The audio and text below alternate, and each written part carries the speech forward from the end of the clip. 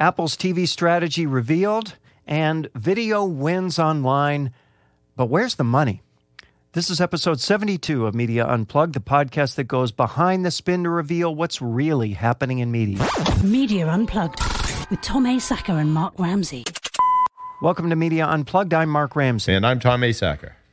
Hey, Tom, welcome. It's time for Apple's TV strategy revealed. You've been waiting for this moment, haven't you? Did we predict it a couple of years ago? We predicted this a couple of years. Now, we weren't alone. I don't know about that. We were first. You might be right about that. So this is from a piece in Hollywood Reporter. Apple's TV strategy becomes clearer as top stars jockey for shows. Everybody wants to be on Apple. Isn't that interesting? Do you think it's that, or is it the money? Yeah. Money is the nectar of the Hollywood butterflies. So I don't really think they care who it is. The world's biggest company is officially taking meetings as everyone from Jennifer Aniston to Steven Spielberg. Boy, whoever would have thought those two would be in the same sentence. Salivates over selling their first big show. I know. No offense, Jennifer, but this will be your first big show. Oh, I think he means Apple. One studio chief says, who wouldn't want to be the Mad Men or House of Cards on Apple? By the way, Tom, does it strike you that they make that sound just so incredibly easy? Oh yeah. No, I mean, who wouldn't want to be the Mad Men? Who wouldn't want to be Game of Thrones, Tom? Right. Why say on Apple? But you would almost imagine that Game of Thrones there's just a million of those floating around Hollywood waiting to be bought, wouldn't you? So the speculation is that one of these days, the famous One More Thing in an Apple presentation is going to be a high-end TV series. Well, we can only hope. Whether or not that's the venue the tech giant ultimately uses to announce its TV offerings, Apple's LA-based execs are busy lining up the first batch of potential shows. Let me see what some of their... Oh, though Apple isn't looking to replicate the pace or scale of Netflix's $6 billion annual spend, it's eager to be in the prestige content business in a significant way. Per multiple sources briefed on the company's plans, its executives are looking for big, smart, splashy dramas. Whoa. You know, I would just buy something called Big, Smart, Splashy Drama. That should be the name of the first show. It absolutely should be its name, with at least one sighting. This is the Game of Thrones, Breaking Bad, and The Crown as models. Of course. Let's model over something really good and popular. And though there are still plenty of questions, first and foremost, how an Apple show will be distributed, which is a big deal because, as you know, Tom, if it's distributed only on Apple, that's going to be of limited interest to just about everybody who never uses an Apple platform to watch video. Talent is lining up to provide options. So I just love it. Who wouldn't want to be Mad Men or House of Cards on Apple? I don't get it. I mean, where's the strategy? I mean, if somebody said, okay, we know Apple's strategy. Yeah, good. What is it? Well, they're going to create an exclusive, high-profile show, and then they're going to force people to watch it by purchasing the Apple TV set box. Because I don't even know where this battle is going, where it's going to play out. Is it going to be in the video streamers? You know, the Apple TV, the Fire TV, Chromecast, Roku? Because if you watch Amazon, they are really using that Fire TV box to promote their own shows. Sure. Right? Because they have your attention. Right. That's the access point. The brand has the access point now. Do you think, Mark, that that's where the battle is somehow going to play out in trying to get the access point? I don't think so, at least not on that access point, because I think if you look at the statistics, and I don't have any at hand, but the statistics show that more and more people under a certain age are spending less and less time watching their video programming on the Fire TVs of the world and on the Apple TVs of the world and on the Roku TVs of the world. They're using their mobile devices. They're using their portable screens. Right. And in a portable screen environment, Apple actually does have a lot of advantages. It's the big screen environment where it has virtually none. Yep. Okay. That makes sense. Now, what's interesting to me about some of the choices, though, is this. At this point, listen to this. At press time, the company, Apple, had bids out on only a handful of projects, including an update of Steven Spielberg's 1980s sci-fi horror fantasy anthology series Amazing Stories, which, may I remind you, was a notorious expensive failure when it aired on television, and I might also add, it's an anthology series, and you cannot point to a successful anthology series since, I don't know, The Twilight Zone. Yeah. And this is the other one, a morning show drama starring Jennifer Aniston and Reese Witherspoon. Tom, what is a morning show drama? I don't know what a morning show drama is. I don't know what it is.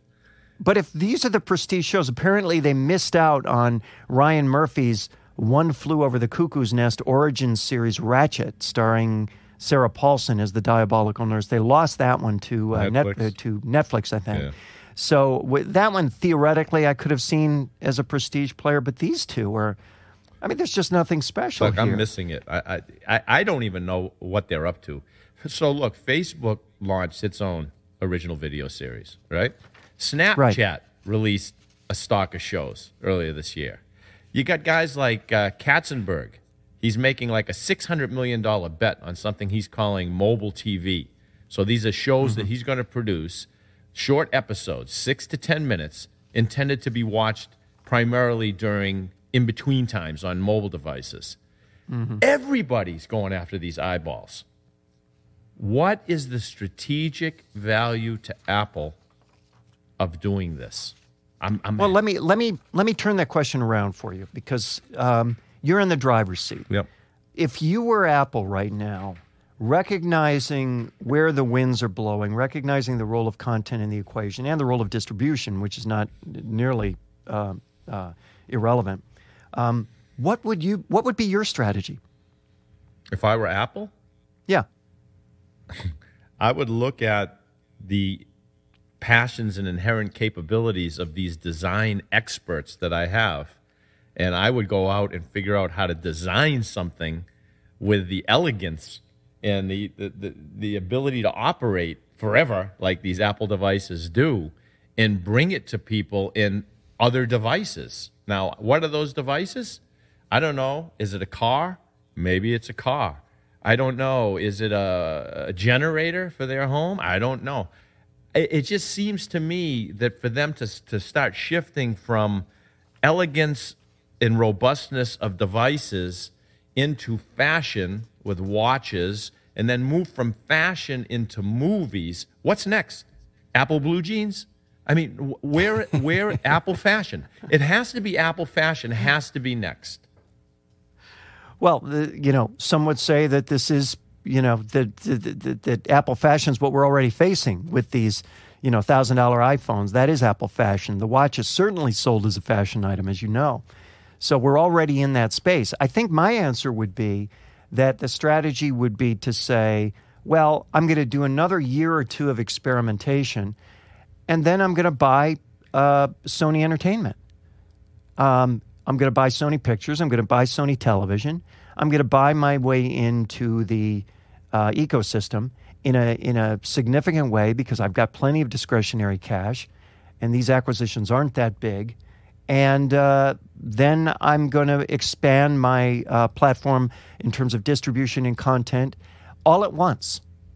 Just as Amazon buys Whole Foods, and boom, it's in the grocery business. It didn't set up a little Amazon grocers on the corner of Hollywood and Vine and say, let's do it as a test and see if it works. No, it bought Whole Foods. Much smarter for a company at scale, don't you think? If you're going to do that, why didn't they buy Roku and just own every one of those entry points? I guess the answer would be Roku's just another distribution platform, and Sony is a content platform. So if they want to get into content, then buy content. If they want to get into distribution, they could always buy distribution. Yeah. Well, listen, how many billions of dollars in cash are they sitting on? They could buy 100 and something more than billion. I can count. Yeah, exactly. So, yeah, it makes you wonder, are they just playing around?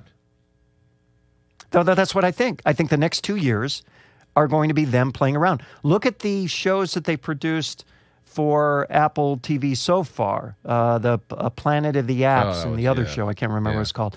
This is experimentation at its most fundamental. Right. This is barely even trying, right? So I think at this point, now they're going to scale it up, and they'll put $1 billion behind their silly little efforts instead of $1 million. And that will ultimately lead to the reality that, the space between Apple spending $1 billion and buying Sony Pictures, Sony Entertainment, seems to me to be not significant at all. No, but what is that middle ground? No, you're right. But you know what the problem is? The problem is they're not heading in a direction based on what they believe is something they should be adding value to the environment, the ecosystem, the communities. That's what I think. If Apple said, hey, you know what? We're going to make this kind of programming. Oh, no, yeah. You know what I mean? This is just another buyer with money. That's it. That's all this is. Exactly what's going on. What's popular, we'll buy it, let's go. That's a deep-pocketed buyer with money. And as much as Steven Spielberg wants his show on Apple, I'm here to tell you that if Amazon comes with a better offer... Oh, of course. Steven's gone. Yeah, no. That's that quote you put at the beginning was kind of funny to me. It's like they want to do the blockbuster on Apple. It's kind of like, hey, Mark, do you want to fly in Hollywood? Or would you like to be able to fly in New Jersey? You'd say, I just want to fly. Show me that I can fly. No. You'd say I want to fly in Hollywood, but the truth is you just want to fly. You just want to fly, baby. That's right. You're listening to Media Unplugged with Tom Masacker and Mark Ramsey. Video wins online, but where is the money? Tom, this is from a couple of articles, especially one in Digiday titled "Pivoting to Video." I hate that Publishers word. Face. It's a hard sentence, as a matter pivoting, of fact. But go ahead. I get it. Oh, I see. Pivoting. There's dashes here. So pivoting to video publishers face a big monetization gap. Boy, that makes it better. Publishers are pivoting to video. In case you missed it from the title, that's my favorite words: three words. Pivoting and monetization. Let's do it. There you go. Hoping it'll pay off in ad dollars, but despite the big view numbers they're generating, the revenue is often a mirage. The majority of those views take place off those publishers' own platforms and occur on platforms that have tons more scale. We know who we're talking about. And this could be because, like BuzzFeed or Now This, they've deliberately built their businesses on social distribution. For publishers that have made a big push into video lately, most of their views take place off their own site. Quote, "It's a terrible trap," said Andy Feinberg, CEO of Brightcove, which powers video players on publishers' sites. Publishers have to be on these platforms to retain their audiences and make sure their brand is being presented to a broad audience, and their competitors are there. But the ability to monetize on these platforms is not the same as their ability to monetize on their owned and operated platforms. Their CPMs are low. Their revenue streams are suffering. Now, for the record, Brightcove is a company built to solve exactly that problem by enabling video on your own platform. So, consider the source. But I think essentially the argument's correct. I mean, you can either, if you ignore and abhor social distribution for your video content, you're not going to get the traffic. And if you embrace it, you're not going to get the money. Yeah. So there's the trap, Tom. Yeah, no, his follow-up comment later in the article I thought was like spot on. He said that years ago, publishers were happy to take YouTube's money to run their video on the platform, right? Mm-hmm. Because think about it. You're getting the exposure and you're getting a piece of the action. Right. But Perfect. Right. But he said, what it helped do was train the audiences to watch video on YouTube instead of on the publisher's own sites. So, Actually, I think that analysis is a little simplistic. I think the audiences were going to go to YouTube whether or not the publishers went there. I think it was more a case of, will the audiences simply forget about the existence of the publishers, right? Yeah. Not this idea that, oh, gosh, well, now I don't have to go to, Newsweek.com. I could see it on YouTube, right. I could see it on YouTube. No, I'm going to go to YouTube anyway. I mean, I don't want to go to Newsweek and 50 other destinations, HuffPo and so on. I want to see it where it's most convenient for me, and you can either be there or not. And the idea, by the way, of putting your content in the way of where the audience is as old as broadcasting, right? Yep. It's as old as digital. So I don't think that's illogical at all. I think the point that he's making is if somehow you hadn't surrendered your content for a piece of the action to YouTube, you wouldn't be in this fix today. Well, that's naive. Well, it's no different if you think about it than let's say that you have a little I don't know, an organic vegetable garden, and you sell through this little, booth that you have out on the street, and people come and they buy what you have, but they don't want to come there. They would rather see your stuff at the supermarket, the store that they go to every week, with a little sign that says you can get it here. They wouldn't like to make that separate trip. So then you say, well, let me take all my stuff down to the supermarket, and I'll create a nice little sign. And the supermarket says, oh, we would love to have you here. By the way, you're going to get like 10% now, not 100% anymore, or 20%, whatever. So you say, oh, shit, I got to do this because that's where people want to buy their vegetables. Right. That's the game. That's right. That's what's going on. But that is the game. I know. That is the game. That's the ecosystem. Or you have some vegetables that people can't get at the supermarket, and they say, I've got to swing by that little booth, and I've got to get that guy's, heirloom tomatoes. I have to go there. Even Steven Spielberg is going to put his vegetables at the supermarket. The article notes Bleacher Report, for one, is careful to limit the sponsorship it runs on video-heavy Instagram to about 1 out of 4 videos so it doesn't turn off viewers with a constant stream of brought-to-you-by messages. This is another issue, Tom, is that if everything you see on these social platforms is brought to you by, if advertiser messages litter everything, then there's going to be consequences. Right. There's going to be ad block. By the way, I told you in a previous episode, ad blockers have changed my life. I told you, yeah. Utterly changed my life, and because no more of those pre-rolls, I don't even barely know what these folks are talking about in this article. On social, it says, if every video has a brought to you by, it might diminish the user experience, says Bleacher Report's SVP of Strategy. Tom, you think that's true? It might? I don't know. It seems like it could. So it's not as lucrative for them for many reasons. And then you have to take into account the share of revenue the host platform keeps. And these numbers always bowl me over. 45% in the case of Facebook's mid-roll ads, the same as YouTube's split. 45%, Tom. I know. Unbelievable. Hey, if you can get it, right? It's true.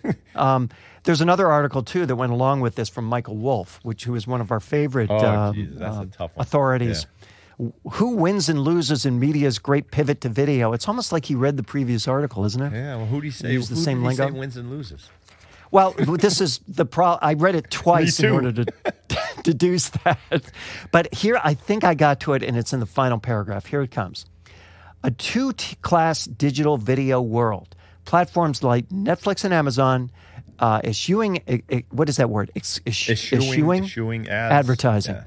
We're making and selling high-end video, vastly expanded the scripted video market and trying to challenge TV. YouTube was trying to find its premium strategy, AT&T with its proposed acquisition of Time Warner, betting on a high-end content future. In other words, it's all premium, it's all subscription. Right.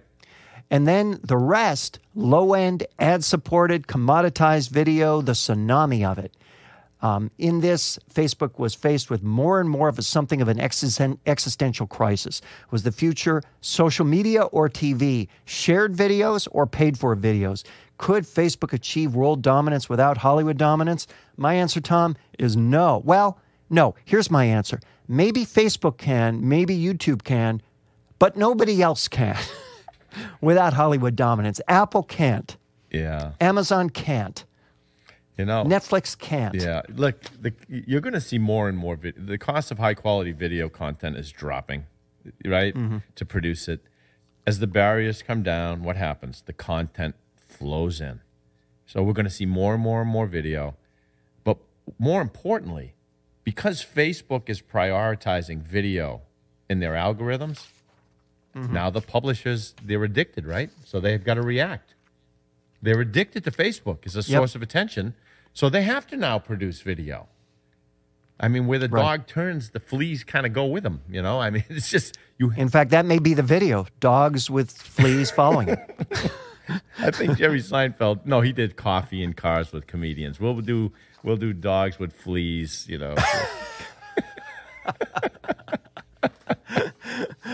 All right, Tom, it's time for Rants and Raves. What have you this week? Oh, man. I don't feel like getting serious, but I have to get serious for a second. So if there are any executives at legacy media companies who tuned into this crazy podcast, I want to offer a bit of encouragement And I want to inject a little fear into your hearts and minds. Sounds like every episode. Yeah, but this is with two obscure bits of news that I bumped into this week. Okay, so let me give you the encouraging part first.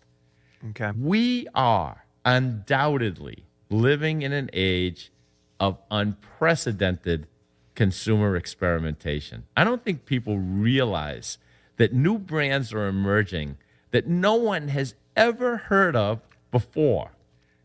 No reputation at all, and in short order, with the creation of whatever unique and compelling value they provide. These people are rocketing to relevance, profitability, some cases, marketplace dominance, really quickly. Now, if you had asked me, for example, 20 years ago, should a vacuum cleaner company enter the automobile market, I would have rolled over on the floor dead.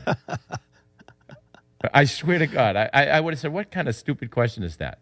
Not anymore. You see, last week, James Dyson made an announcement to his employees that they've begun work on a battery electric vehicle due to launch in 2020. Look, you got a 71-year-old Brit promising to spend around $3 billion to create a groundbreaking electric car. Do you think I think he'll be successful? Absolutely. Yes. Now, on the other hand, we're hearing people who've been in the media business for decades come up with excuses for why they can't do a podcast. This is driving me crazy. You can't innovate with content and distribution. You've got an audience already. This guy's got no audience for cars. He's got an audience for vacuum cleaners, and he's going to be successful in cars. So there's the encouraging news. Well, he's just to add in, he's also got an audience for cool and fashion, as Elon Musk does. And what they also have in common is that they are viewed as kind of visionary leaders. And that gets to the term leadership, which is sorely lacking in a lot of these media companies. Listen, leadership comes from your actions. Elon Musk was PayPal. That has nothing to do with an electric car. It has to do with the actions that you take. So you're absolutely right. You're absolutely right. Now, you want the scary news? At least to me, you bet. It appeared scary. Do you know how many people, Mark, if you don't know, I want you to guess. How many people do you think Bezos has working full-time on Alexa, the Echo virtual assistant? Oh, gosh. I'm going to say 1,500. Oh, shoot, she's talking to me. See, now you ended up... No, I shouldn't have used her name. The A name. Yeah. He has 5,000 people working on this thing. If you go to Amazon's Alexa job page, you'll find hundreds of openings. Data engineers, machine learning scientists. They've got 200 positions under Alexa Engine, 207 openings for Alexa machine learning, 30 openings for Alexa household organization. So what, right? So what? So here's this. If you believe in the value and strategy of your offering, start investing in the talent to bring it to life and make it happen. I assure you, if you don't do it, someone else is going to do it. That's great. That's not scary. That's actually hopeful. Okay. I like that. Good. What do you have? Well, I got a couple. All right, good.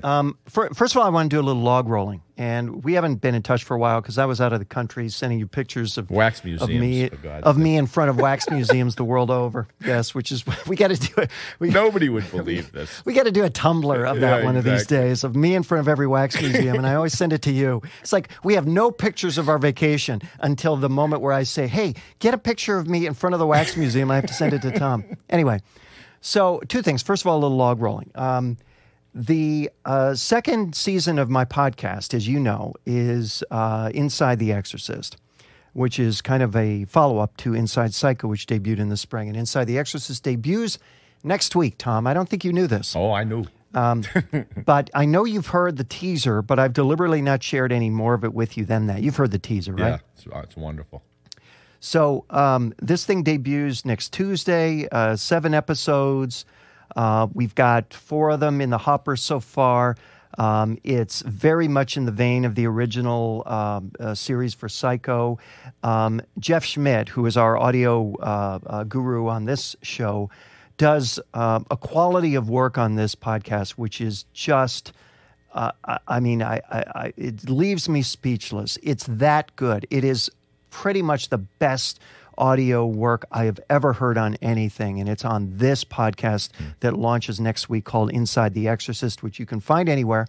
It's from my friends at Wondery, and Jeff and I did it, and we're done with about 4 out of the 7 episodes right now. We'll be done with the next 3 in the next couple of weeks, and the first 2 debut next Tuesday, so everybody go there and check that out. I don't think you'll be disappointed, and also you get to hear, as Linda Blair, Stephanie Drake from Mad Men. So how about that? We've got a celebrity guest. Perfect. So yes, and I'll tell you more about that after we're done. In the section we always should record but don't, which is the after show. Oh no, the after show would that would like gangbusters. That would just blow up iTunes. We should do it. I think the after show's pretty good. People will be sorry they missed it. Anyway, I have a second one too, and that is this isn't really about media so much as I just found this really compelling. There's nothing particularly new in this, but I just thought it was really valuable and compelling and a nice way to end. And that is that it's a piece by our friend Ryan Holiday called 12 Questions That Will Change Your Life. And again, these aren't new questions. Some of these are as old as time, but they're kind of good questions, and I just wanted to share some with you. Yeah. First of all, who do you spend time with? Goethe would say, tell me who you spend time with and I will tell you who you are. And that includes what you do with your time, not just who you spend it with. Is this in my control? Our responses to other people, the weather, external events, etc., are in our control, but those events themselves are not.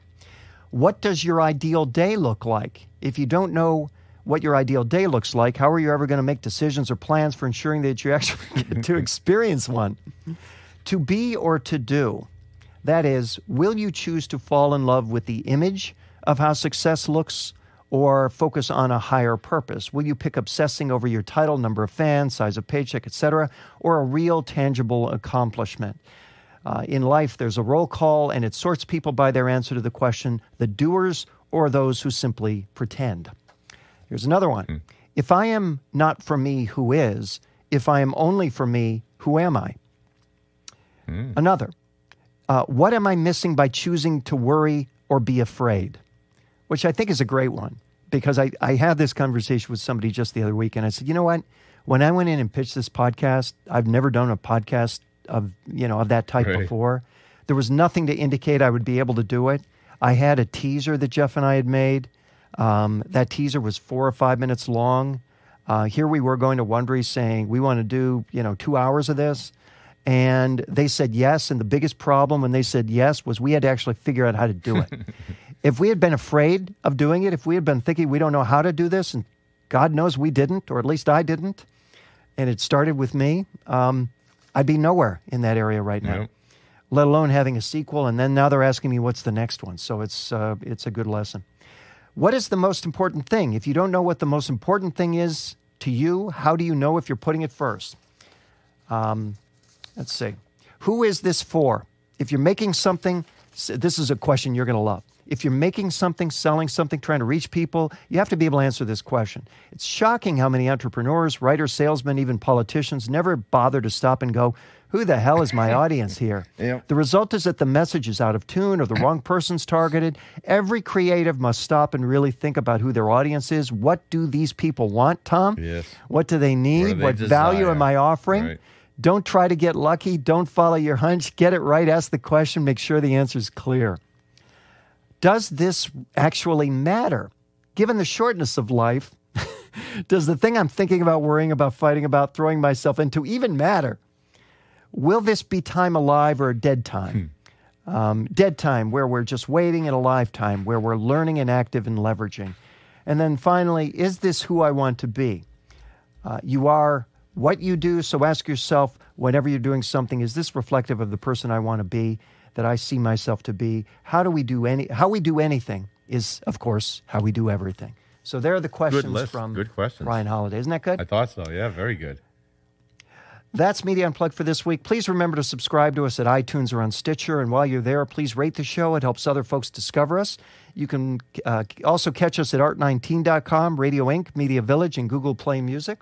You can follow Tom on Twitter at Tom Asacker, and who hasn't? And Mark Ramsey at Mark Ramsey Media. Quite a few haven't.